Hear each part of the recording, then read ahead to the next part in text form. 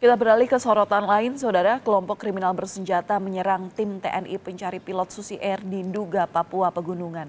1 prajurit TNI gugur usai ditembak jatuh ke jurang. Kepala Pusat Penerangan TNI Laksamana Muda Julius Wijoyono menyatakan 1 prajurit yang tewas adalah Pratu Miftahul Arifin dari Satgas Yonif R321GT. Pratu Miftahul Arifin gugur saat bertugas dalam operasi penyelamatan pilot Susi Air di distrik Mugi, Kabupaten Nduga, Papua Pegunungan pada Sabtu sore. Saat itu Pratu Arifin beserta rombongan Satgas Yonif R321GT sedang mencoba menyisir dan mendekati posisi sandera pilot Susi Air. Namun kemudian KKB melakukan penyerangan hingga menyebabkan Pratu Arifin tertembak dan jatuh ke jurang sedalam 15 meter.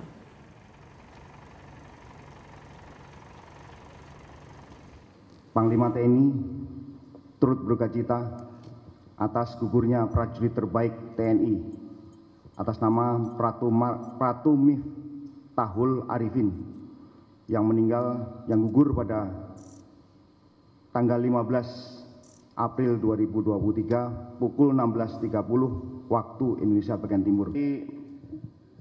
Satgas ini mencoba untuk menyisir mendekati posisi dari para penyandera. Kemudian ada